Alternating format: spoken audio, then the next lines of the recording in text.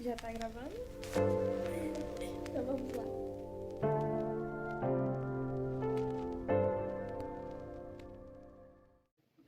A psicologia organizacional tem como foco manter um ambiente de trabalho saudável.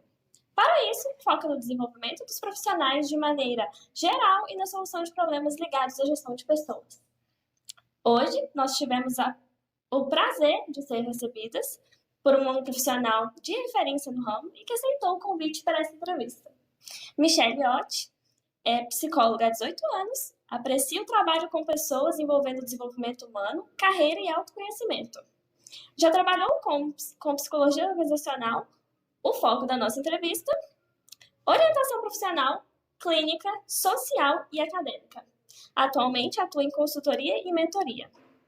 Eu gostaria de começar a nossa entrevista com um pouco de contextualização sobre a sua história e como a psicologia organizacional entrou na sua vida. Ok, vamos lá. Quando eu estava estudando psicologia, eu tinha o foco de atuar na psicologia clínica inicialmente. E daí eu queria muito fazer um estágio na psicologia e surgiu uma possibilidade de trabalhar com um RH.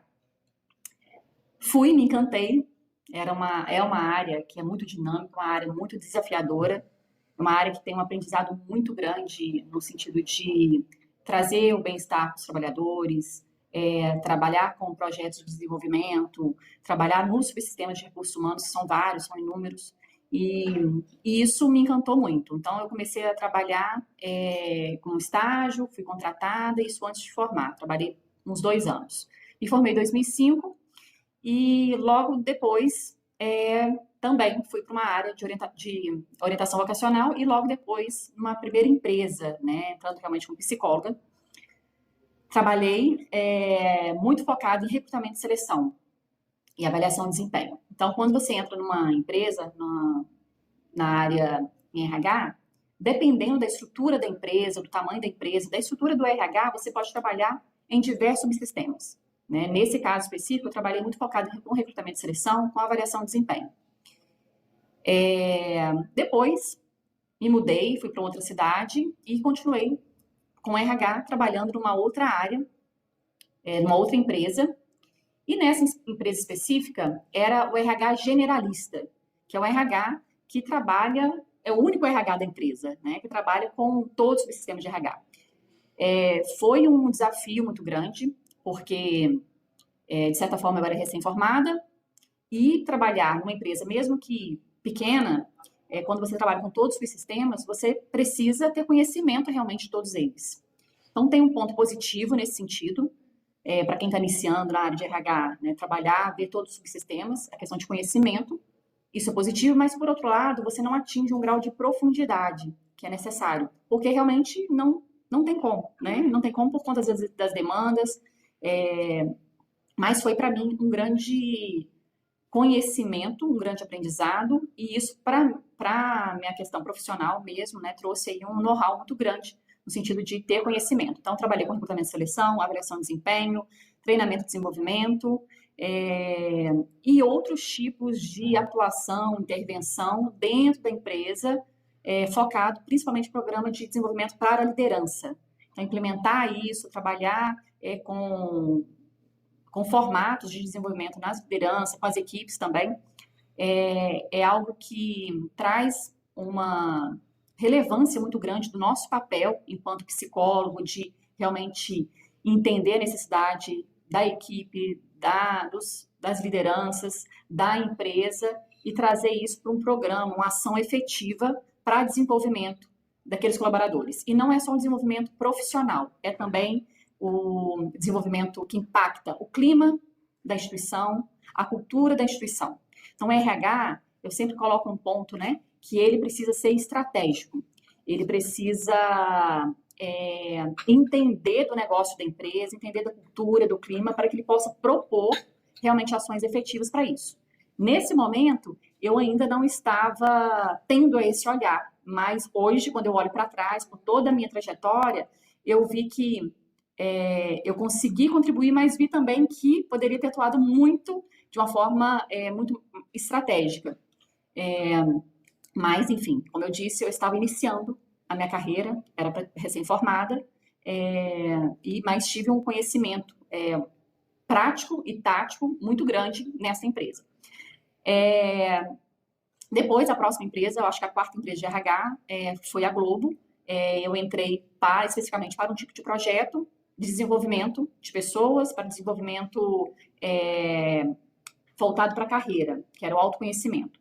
Daí eu fui recebendo outros tipos de projetos para trabalhar com desenvolvimento de carreira, para trabalhar com desenvolvimento em questões de soft skills, que a gente fazia também os treinamentos, lideranças, de equipe. E daí foi uma experiência gigante. Eu trabalhei há 10 anos nessa empresa e cada ano fazendo, né, uma área diferente, ações diferentes, e foi aonde eu descobri realmente o que é um RH estratégico, o que é um RH que precisa entender do negócio, que precisa entender das áreas que você atende, ele precisa sair da salinha do RH, definitivamente, ele precisa estar com pessoas, com gente, respirando o que a empresa, que qualquer colaborador respira. Então, essa minha trajetória foi uma trajetória muito feliz no sentido do aprendizado, obviamente, mas entender uma forma muito ampla o que o RH ele pode ser, ele pode impactar positivamente a empresa e ele precisa ser uma área a ser priorizada na empresa.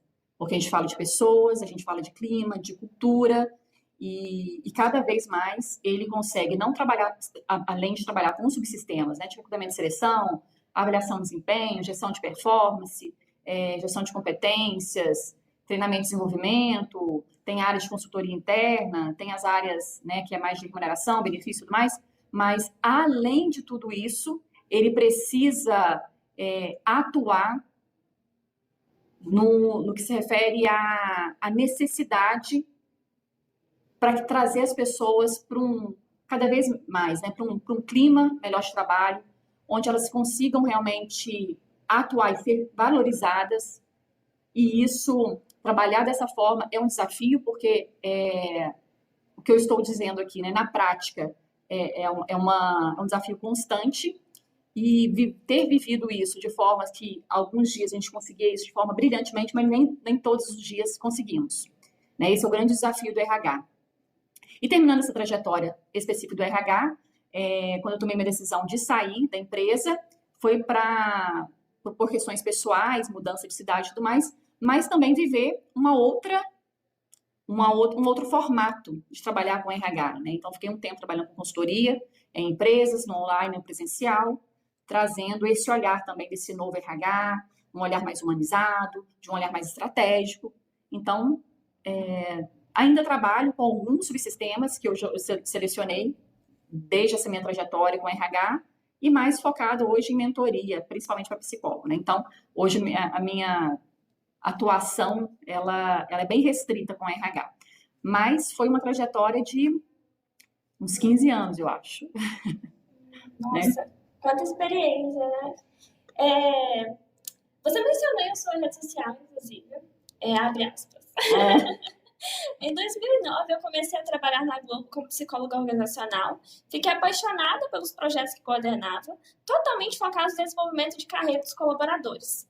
Você poderia compartilhar com mais detalhes sobre como você desenvolvia esses projetos, basicamente, e quais métodos eram utilizados? Sim. Um dos primeiros projetos que eu chamava de autodesenvolvimento, os colaboradores, eles têm a sua função, e é uma situação específica da empresa que eles entravam na empresa e ficavam durante muito tempo na sua função, porque eles aprendiam realmente ali na sua função, porque não tinha no mercado de trabalho alguma escola, né, técnica e tudo mais para ensinar. Então, eles realmente aprendiam no local de trabalho, era totalmente prático, né? E ali eles ficavam durante anos e anos. E aí chegou o momento que a gente desenhou esse projeto de como que nós podemos aqui desenvolver a parte prática para que esse colaborador de determinado cargo possa ser promovido para um outro cargo superior, né, que é um cargo que ele realmente gostaria de atuar, que ele almeja, e que ele possa ter aí todo aprendizado prático, né? E a gente entender quais são as competências técnicas e comportamentais para ajudá-lo nesse desenvolvimento. Então, esse foi um projeto de muito sucesso, que nós fizemos durante muitos anos, e era realmente assim, um processo seletivo interno dos colaboradores que queriam participar, e a gente fazia um programa de treinamento técnico com referências das áreas, ou seja, profissionais dentro da empresa, referência em determinado cargo, que eram os tutores desses profissionais. Então, eles tinham aula prática e aulas também teóricas. Então, eu ajudava, né, apoiava nessa formatação de todo o treinamento prático e principalmente o teórico. E quando a gente identificava quais são as competências que precisam ser desenvolvidas para aquele cargo, tá? A gente fazia todo o treinamento, programa de treinamento específico. Então, eles utilizavam desse período, né, bastante prático e desenvolvimento para tudo, né? Não é só para aquele cargo específico, mas até para o cargo dele mesmo. Depois que eles terminavam, tinha uma carga horária, que eles terminavam, eram avaliados, todo um processo de acompanhamento. Eles já estavam preparados, né? Tinha uma avaliação final para dizer se estava apto ou não para ir para aquele cargo. Então, quando tinha uma vaga, a gente priorizava os internos. Então, nós tivemos muitas promoções, não me lembro exatamente agora, mas foram muitas promoções de pessoas que estavam dentro da empresa há muitos anos sem ser promovidos, porque não tinha ainda o conhecimento, a bagagem. E aí, quando a gente promove isso, e esse é o olhar do RH, né? De você ver uma necessidade que a empresa tem, que os funcionários têm, porque eles querem crescer, eles querem ser promovidos, querem trabalhar em outras áreas, ter novos desafios, e você promove, faz essa estrutura total, né? Para que eles possam, passo a passo mesmo. Quem quer, quem tem vontade de crescimento, quem almeja isso, vai passar por ali. E aí foram muitas promoções. Então, a gente fazia formatura, sabe, para um novo cargo, era algo assim que a gente celebrava muito.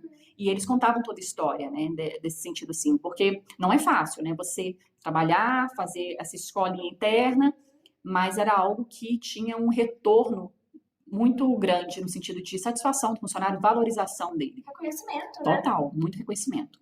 Nossa, que Esse foi um deles, né? Tivemos outros também, e aí cada ação, vou falar mais um rapidamente, cada ação era focada na necessidade. Tinha alguns, por exemplo, que para liderança, ele precisava se desenvolver mais para ser promovido para um outro cargo de liderança. Então, a gente chamava de on the job, onde eles passavam, a gente desenhava todo o programa, onde eles passavam para outras áreas, viviam que as outras áreas estavam vivendo, isso para ele ter um outro tipo de conhecimento, outro tipo de know-how, ou seja, era a área que ele precisava se desenvolver para, de repente, ser promovido, inclusive, para aquela outra área.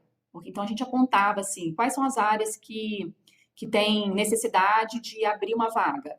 Então, a gente selecionava, junto com os gestores, os potenciais colaboradores para aquelas vagas, e eles faziam um tipo de treinamento, de mergulho intensivo naquela área, e passava aí por um processo que depois, pelo processo seletivo, eles já estavam muito avançados. Então, isso acelera muito o processo de desenvolvimento, o reconhecimento e a motivação desses funcionários, né? Sim, com certeza. Nós sabemos que a área de recursos humanos é cheia de estereótipos, né? Preconceitos e julgamentos que muitas vezes gravam filmes e séries, colocam a posição do RH como intimidadora ou representada com menos seriedade. Diante desse contexto, vamos realizar uma dinâmica envolvendo supostas afirmações sobre a área de atuação em recursos humanos e gostaríamos que dissesse se cada uma é mito ou verdade. Então, vamos começar com o primeiro. O RH apenas contrata e demite pessoas. Mito ou verdade? Mito.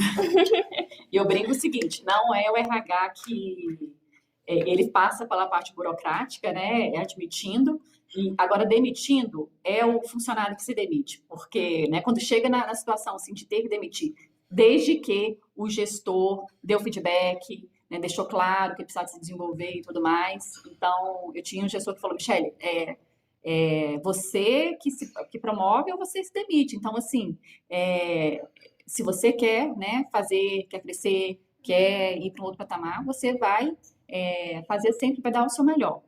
E, além disso, né, o RH, ele é o responsável, eu digo, todas as ações que envolvem pessoas, com certeza vai ter o RH ali envolvido, né? Todas empresas, ela é formada de pessoas, então o RH, direto ou indiretamente, ele está envolvido, deveria estar envolvido, né? Nessas ações, nesses programas, subsistemas de RH que existem na empresa. E evitar, poupar ao máximo, demitir um funcionário, né? Porque estimula tanto que eu acredito que a última coisa que vocês querem é demitir um funcionário, né? E por isso que é Manter ele mais fundamental, importante. e é por isso que é fundamental, né, o processo de seleção, saber que, olha como as coisas se conectam, né? Primeiro, o processo seletivo, desde que faz a seleção, que é a responsabilidade do RH, mas a gente também envolve no processo seletivo, em algum momento, o gestor. Quando está bem definido o cargo, qual é o perfil do cargo, quais são as competências técnicas e competências comportamentais, isso evita muito, esse trabalho inicial evita muito fazer um processo seletivo mal feito, ou seja, não era exatamente aquela pessoa perfil. Então já começa aí, é um ponto. O outro ponto que eu quero destacar, que é fundamental e que muitas vezes a gente vê muita falha nesse sentido, é trabalhar com as lideranças. Vamos dizer, a empresa tem um programa de desenvolvimento de liderança. A questão de desenvolvimento de pessoas e feedback, isso aí é uma ferramenta que as lideranças precisam estar afiadas nesse sentido. E a gente vê realmente a necessidade de trabalhar isso, o RH trabalhar, as lideranças trabalhar. Por quê? Quando um funcionário ele é demitido e ele se surpreende com a demissão, quer dizer que teve um grande erro aí. Então, por quê? Para ser demitido, se espera que o gestor já tenha dado feedback de forma clara, de forma assertiva, com dados e fatos, para aquele colaborador. Então, a partir do momento que ele é demitido, se tiver surpresa, teve um erro aí. E não foi só dele, foi da liderança, sabe? E o RH, ele precisa apoiar, desenvolvendo essa liderança, desenvolvendo essa ferramenta mesmo, ajudando o líder a afiar essa ferramenta através de programas de desenvolvimento de liderança, através também do próprio RH, estar próximo das lideranças. Então, a culpa não é só de um, né? A segunda, então, o RH adapta os trabalhadores à organização e a desenvolver todo o seu potencial. Mito ou verdade? Verdade. O RH, a gente não vê isso na prática, né? Não é sempre na prática. Eu passei por várias experiências e entendo que temos um caminho grande pela frente, tá? A gente está longe de ser um RH ideal. Mas o RH é ele que precisa estar atento sempre nas ações, desde o início, desde que o colaborador entra na empresa, desde a ambientação do seu colaborador, com toda a empresa, dentro da área, das ações de desenvolvimento dele, né? Porque eu falo que são três momentos, né? O início, a entrada dele, que é crucial, o meio, que é todo esse desenvolvimento dele, né? E esse momento mesmo de potência da sua carreira. Então, quanto mais o RH estiver atuando, aí mais chance de desenvolver maior potencial das pessoas. Funcionário, né? Colaborador. O terceiro agora. O RH valoriza os interesses da empresa acima de seus funcionários. Mito ou verdade? É mito. Ele olha assim, ele acaba sendo mediador, né? Mas olhar os interesses dos funcionários, no sentido de o que eles precisam, porque quando os funcionários estão mais felizes, eles estão satisfeitos com o seu trabalho, ele vai produzir mais, então vai atender os interesses da empresa. Então ele acaba sendo mediador, vendo os interesses da empresa, vendo os interesses dos funcionários e como conciliar isso da melhor forma, atendendo os dois lados. E principalmente, eu sempre coloco isso assim, o bem-estar, trazer a qualidade de vida, e isso vem cada vez mais forte, né? A saúde mental dos trabalhadores, isso é uma questão de prevenção, mas também é algo que já é comprovado, né? De quanto mais eu estou bem no meu ambiente de trabalho, eu evito o absenteísmo, eu evito afastamento, eu evito várias questões que não promovem a produtividade. Então, é esse olhar que precisa ter o tempo todo. O quarto agora. Um gestor de RH pode trabalhar em diversas funções? Isso é verdade. Dentro do RH, ele tem uma... É verdade, né? Respondendo. Ele pode ter, sim, várias funções. Quando é uma estrutura de RH enxuta, que a gente chama de empresas, né, que tem uma estrutura enxuta, ele acaba atuando, sendo gestor de vários várias áreas, tá? Quando é um RH que tem uma estrutura maior, ele acaba sendo específico de determinada área, de um determinado setor. E nesse setor, ele vai tratar de diversos temas, tá? Então, ele acaba atuando, né, sendo generalista, atuando em diversos temas. Quinto, o RH contribui para o desenvolvimento de uma cultura de alto desempenho. Mito ou verdade? Verdade. Acho que eu já falei bastante aqui, né? Essa questão de entender do negócio e entender a melhor forma para aquela empresa especificamente de trazer ações, programas, projetos, para realmente potencializar o máximo aí dos colaboradores, né? Sendo para eles se desenvolverem na sua carreira, para eles estarem com o seu bem-estar, né? Na questão do clima, da cultura. Próximo. O RH é invasivo, promove a interação dos funcionários de maneira forçada e autoritária. Mito. Vamos lá. Tem uma questão, eu acho que é importante falar sobre isso, que é a questão do engajamento, tá? As empresas vêm falando muito sobre isso, de envolver os funcionários, de engajar. Eu acho que a gente passa por esse processo. Existem empresas, né, ainda muito hierárquicas, muito, talvez até autoritárias, a gente pode dizer dessa forma. Qual é o papel do RH quando a gente fala de realmente envolvimento, de engajamento dos funcionários? Eles precisam se sentir pertencentes àquela empresa. Eles precisam entender, né, e compreender que eles podem também ser ouvidos, que o RH ele ajuda nessa promoção, de ouvir o funcionário, que ele contribua também, que ele dê sua opinião. Então, esse é um ponto que ele é o sucesso ou insucesso de qualquer coisa que a gente vai implementar. Essa semana mesmo eu estava fazendo uma consultoria para uma ex-aluna minha da faculdade, ela está trabalhando no RH, e aí ela está fazendo a consultoria para ela implementar os projetos, que ela está implementando um projeto do zero na empresa que ela está trabalhando agora, eu sempre coloco isso em qualquer projeto que a gente vai colocar, né? Ela está implementando de avaliação de desempenho. Eu coloco, olha, o sucesso ou não deste projeto que você vai colocar é engajar as pessoas. Então, não é tomar uma decisão autoritária. Estaremos, a partir do próximo mês, realizando a avaliação de desempenho. É obrigatório a sua participação, é obrigatório que você avalie a sua equipe, é obrigatório que você faça nessa data. Esquece. Se for dessa forma, é insucesso, é fracasso total. Agora, o outro lado, como nós vamos engajar as pessoas? Então, primeiro é convidá-las, engajar, contar do projeto e, principalmente, ouvir como elas podem contribuir. Eu estou falando aqui de liderança, inicialmente, de como elas podem contribuir, e mostrar os benefícios, entender as dores, ajudá-los nessa compreensão. Então, a partir do momento que eu envolvo, que eu ouço, que eu proponho este ambiente onde eles vão colocar a opinião e eu formato isso, valorizo a opinião das pessoas, sabe? E que nós estamos, deixar claro que nós estamos construindo isso juntos, aí sim, aí você vai chegar lá na frente e depois vai trazer o cronograma, o fluxo, qual vai ser o processo, sabe? Aí sim, mas antes é o engajamento, né? Então, é a palavra, assim, que a gente precisa usar e precisa usar na prática. Engraçado como... às vezes, esse termo engajamento, então, eu acho que é um pouco maçante hoje em dia, né? Apesar de ser tão... Tem se falado muito nessa questão. Eu acho que tá um pouco até... banalizaram o termo, porque é tão essencial, mas às vezes, em qualquer situação, né? Mas o ponto é como você usa, porque é a prática. Porque quando você fala, precisa ter um engajamento. Isso aí tem se usado de forma muito, né?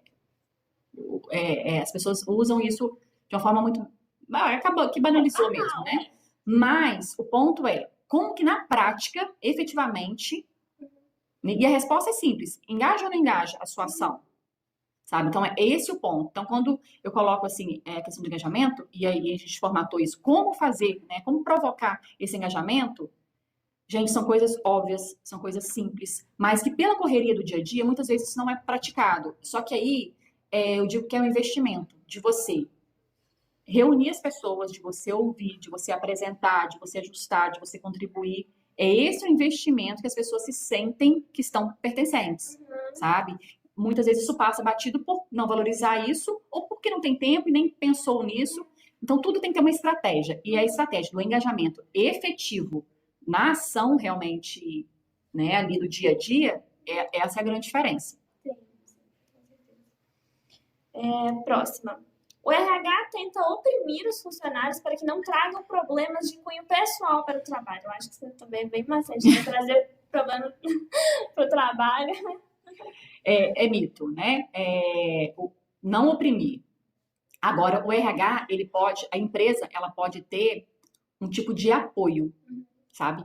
Não é, e aí eu sempre coloco, né? Não é atendimento clínico, né? A gente não faz isso. A gente indica, a gente tem que construir parcerias. Para aquele que chegar com alguma questão pessoal, eu vou acolher, eu vou ouvir, mas eu posso direcionar, tá? Então, esse direcionamento, ele pode ser feito de várias formas. Então, eu trabalhei numa empresa que não tinha nenhum tipo de parceria, não tinha nada. Então, o que eu fechei? Vamos fechar com alguns psicólogos clínicos. Os casos que a gente vê que precisa, a gente vai indicar, mas a gente já dá o caminho. Quem eles podem procurar, né? Então, tem empresas, por exemplo, que tem plano de saúde. E aí tem psicólogos do plano de saúde. Mas, além dos psicólogos do plano de saúde, eu posso também ter outros psicólogos que vão atender no particular, por exemplo, não estão no plano de saúde especificamente, porque às vezes tem uma agenda mais rápida, enfim, por inúmeros fatores. Mas é isso que a gente precisa entender, assim, tudo que a gente puder facilitar nesse sentido, ter essa estrutura, sabe, para encaminhar, isso já facilita muito, porque vão ter casos que a gente vai se esbarrar na empresa e que precisa ter um direcionamento. E aí sim cabe, é o nosso papel, né, direcionar e trazer aí tem empresas que têm a sua estrutura, por exemplo, de um setor de assistência social dentro da empresa. Então, esse setor de assistência social, ela faz esse encaminhamento. Mas já é uma estrutura maior, tá? De uma empresa que realmente investe em qualidade de vida, que tem um investimento maior nesse sentido. Quando não tem, a gente pode fazer esse tipo de parceria. Tá?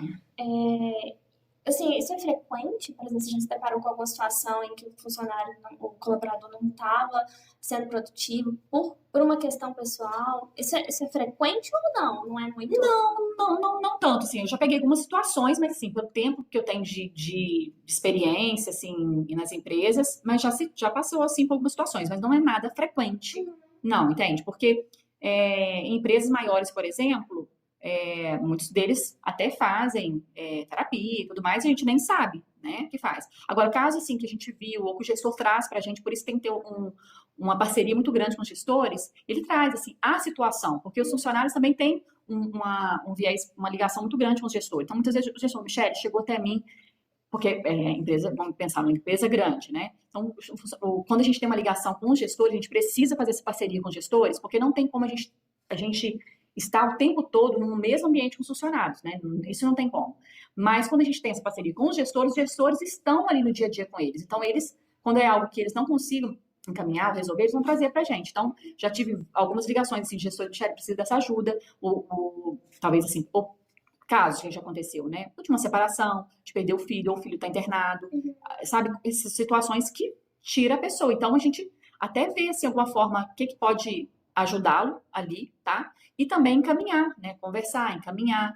Então, depende muito da situação. Então, já tive casos, assim, de funcionários passando por situação pessoal e chegar e querer que o gestor demitisse, porque ele não estava conseguindo se concentrar, ele estava faltando muito. E o gestor, calma, não é assim, sabe? Assim, você está passando por uma situação. Então, vamos entender aqui a forma que a gente vai fazer melhor, aí adiantou férias, enfim. Faz uma forma, assim, que consiga ajudá-lo, né, numa situação que é atípica, muitas vezes. Sim, com certeza. Isso é muito importante. Próxima.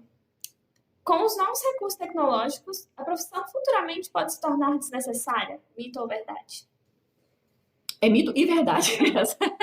Vou explicar os dois lados. O seguinte, sim, a questão tecnológica, ela está substituindo, sim, alguns cargos, tá? Porém, está abrindo outras vagas. Aí eu vou contar de um projeto muito bacana que nós fizemos justamente para isso não impactar nos funcionários.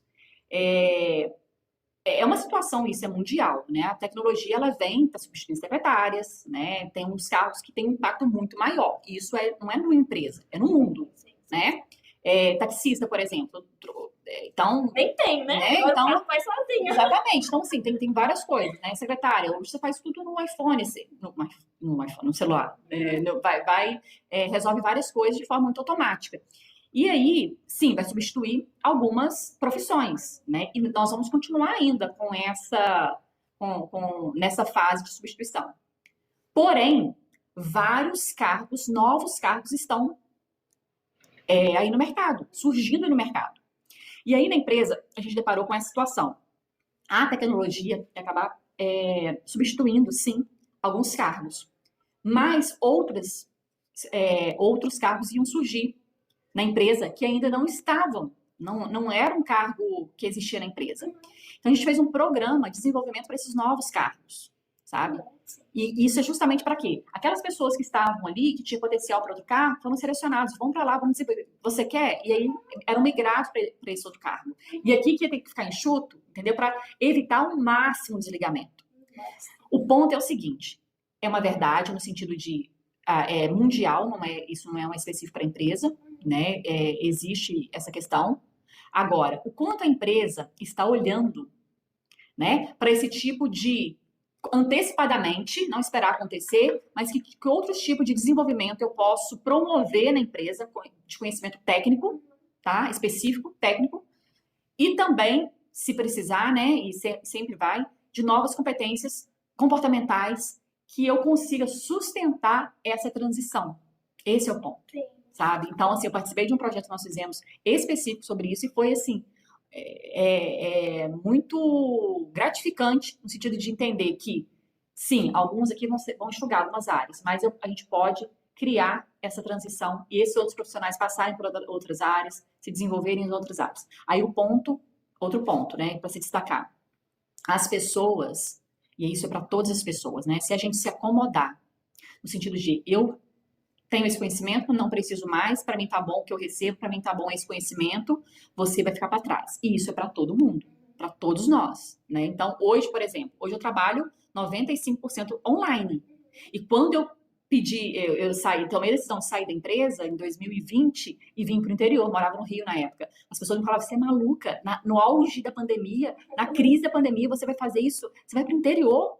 Eu vou trabalhar no online, mas eu tive que me adaptar, eu tive que conhecer desenvolver outras competências que eu não conhecia. E hoje eu trabalho 95% do meu tempo. Eu já era algo que eu queria fazer, antecipei alguns anos, mas a pandemia me trouxe isso. Mas é isso, você buscar, assim, apesar de alguma mudança que aconteça, seja de cidade, uma mudança de trabalho, qualquer mudança que vai acontecer, gente, a gente está num mundo totalmente, né, nem é VUCA mais, é um outro, eu agora esqueci o termo, que é totalmente volátil, a mudança o tempo todo. Se eu não estiver também neste movimento de aprender algo novo, para eu estar me posicionada, para eu trabalhar com o que eu gosto e tudo mais, eu vou ficar para trás, né? Então, é uma tensão para todos os lados, né? E, por fim, o incentivo financeiro é o melhor motivador. Não, mito, é mito. A princípio, até os colaboradores, eles acham que é esse o incentivo, mas não é o incentivo. Dependendo do perfil das pessoas, as pessoas se motivam. Tem alguns perfis que se motivam mais com a questão financeira. Tem outros perfis que se motivam mais pela questão da segurança, que a gente chama de âncora de carreira. Eu tô aqui, é um lugar seguro, então assim, não recebo muito mais aqui, eu não vou ser desligado, então tô aqui quietinho. Então, mas porque a âncora de carreira dele é a segurança. Outras pessoas é o desafio. Ele gosta de aprender algo novo, tá sempre se desafiando. Para outras pessoas é o clima. Para ele importa muito o clima, importa muito com quem ele trabalha, sabe? Então, isso vale para cada perfil. Só que o que é feito, né? A questão do financeiro. As pessoas, obviamente, gostam muito de ser promovidas, de ganharem mais e tal. Mas essa motivação, ela dura um determinado tempo. Daqui a pouco ela já não é mais aquilo mais. Porque o que realmente desafia as pessoas é o reconhecimento. E esse reconhecimento não financeiro. Né? O reconhecimento também de que ele está fazendo um bom trabalho, de ele ter estrutura para isso, dele realmente ter feedbacks que ele está indo bem, e esse reconhecimento mesmo profissional, então é intangível, né? Então ele não é só o financeiro. Faz parte, mas não é o principal. Até porque é um pouco mecânico, né? A gente na aula da Carol, a gente viu isso, sobre como que a recompensa, no início ela era financeira, né? E aí depois foi transitando assim, entre esses tipos de estratégias para recompensar, mas não através disso, né? Sim. Exclusivamente. É por isso que a empresa, assim, se ela quer deixar os seus funcionários motivados, ela precisa investir em vários formatos. É no formato de um bom clima, um ambiente seguro, a estrutura do trabalho físico, né, assim, das coisas mais simples mesmo, né, e óbvias, assim, a cadeira que vai sentar, você vai trabalhar no computador, é um investimento mesmo, sabe, da estrutura física. Para as perguntas finais. Então, você mencionou em uma rede social, referindo-se a si mesma, sanguínea que trabalha e foca diariamente. Você conseguiria mencionar algum momento ou episódio ameaçador à sua saúde mental que influenciou o seu desempenho no trabalho? Não necessariamente um episódio que tem influenciado o meu desempenho no trabalho. Mas, assim, quando a gente está iniciando, né, a gente tem uma vontade de fazer, de mudar tudo, de fazer tudo diferente, de ver várias oportunidades de melhorias e querer implementar e querer que aquilo dê muito certo.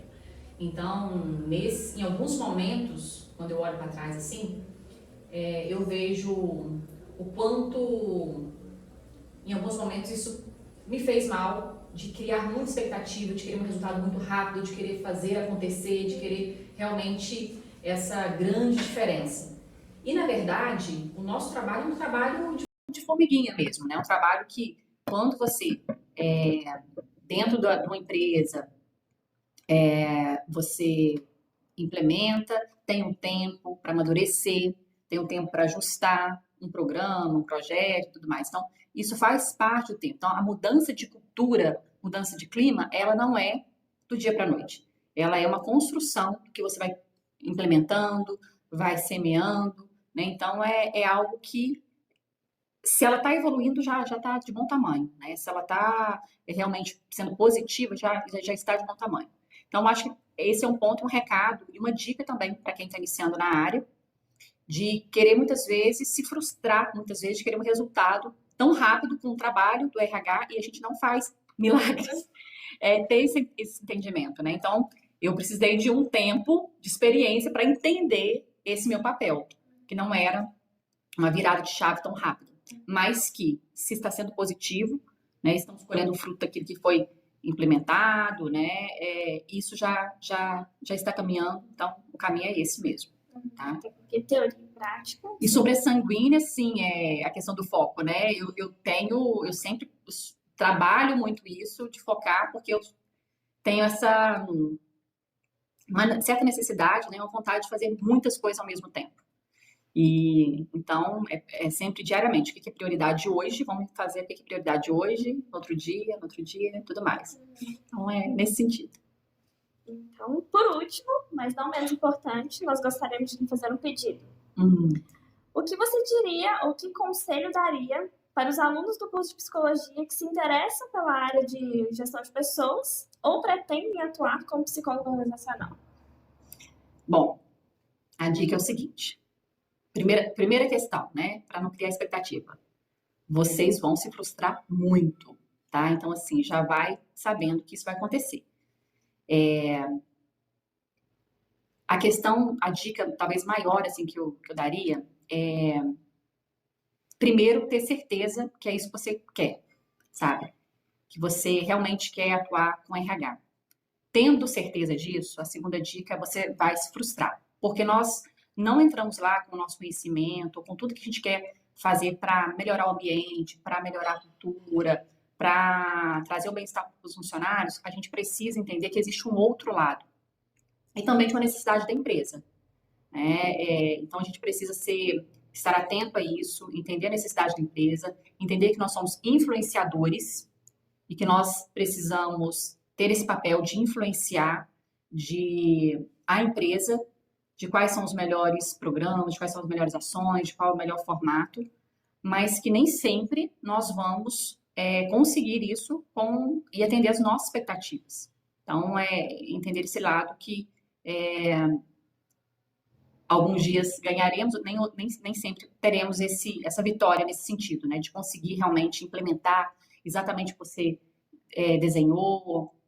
Então, esse papel de influenciador é uma outra grande dica. A outra é a atitude, sabe? Assim, você quer entrar na área de RH? Não fique com medo de, eu nunca estagiei, eu nunca trabalhei nessa área, será que eu vou conseguir, será que eu vou dar conta? Tenha atitude de ir, de conhecer a necessidade, de buscar rapidamente o seu conhecimento. Porque conhecimento mesmo você vai ter na prática, é lá. E o que você faz numa empresa, você não vai repetir como a receita de bolo em outra empresa. Todos os projetos que eu trabalhei em empresas foram totalmente diferentes um do outro. Tinha uma estrutura, obviamente, mas é diferente, porque você tem que entender a necessidade da empresa.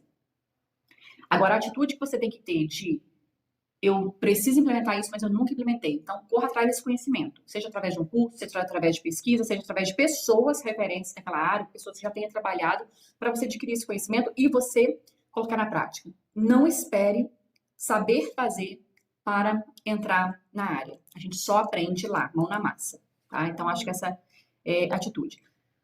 Outro que poderia deixar é a questão de entenda do negócio de onde você trabalha. Eu aprendi isso, já tinha alguns anos de RH. Para mim, eu tinha que entender de avaliação de desempenho, entender de recrutamento de seleção, entender de treinamento e desenvolvimento. Para mim, eu tinha que entender de subsistemas de RH. Isso era o suficiente.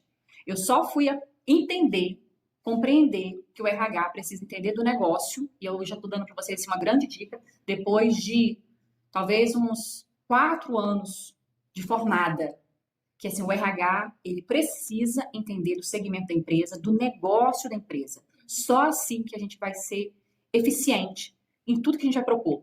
Só assim que nós vamos ter voz na empresa. Só assim nós vamos conseguir influenciar. Então, quando eu falo de RH estratégico, é o RH que participa de reuniões estratégicas da empresa. Quando ele é convidado para participar de reuniões, quando ele é cobrado pelos diretores, pelos donos da empresa, que você precisa estar presente na reunião, quer dizer que você está fazendo um ótimo papel. Então, isso é o nosso feedback de que nós estamos realmente impactando positivamente uma empresa, que eu estou sendo um RH estratégico, é se eu sou envolvida nas decisões da empresa. Se eu sou envolvida nas reuniões estratégicas. Então, às vezes, eu ficava maluca assim, com a minha agenda, e às vezes alguém me ligando, Michele, tal reunião, mudou, você tem que vir, não sei o quê. Isso quer dizer é o seguinte, você está sendo fundamental numa reunião estratégica de às vezes era do negócio da empresa, não é exatamente do sistema de RH. Então, quando você é requisitada para isso, você vê que o seu papel ali está sendo realmente efetivo. E é esse papel que a gente tem que ocupar. E para fechar isso, ainda existem muitas questões com o RH. Você vai ver, vocês que entrarem, vocês vão ver em várias empresas, tá? Não deixe que isso se cristalize, que é o RH só demite, o RH é só para quem entrou e depois vai lá levar carteira. Existe muito e a gente precisa desconstruir isso. E como que a gente desconstrói isso? É quando eu entro numa empresa, eu entendo rapidamente do negócio da empresa e eu consigo me inserir nessa posição de entender do negócio para eu conseguir propor os melhores formatos, as melhores ações, as melhores políticas para a empresa, os melhores programas para aquela empresa. Para que aquela empresa tenha uma ótima cultura, para aquela empresa tenha um ótimo clima, para que aquela empresa possa ser referência no mercado, as pessoas queiram ir para lá para trabalhar, porque tem bons benefícios, tem um bom esquema de trabalho, porque pagam bem. Então, quando você faz isso, né, e não é uma virada de uma noite para o dia, como eu falei, e você consegue entrar nessa posição na empresa, de você ser requisitada para reuniões, para todos os temas estratégicos da empresa, sim, você está fazendo o seu papel, que é o nosso de RH.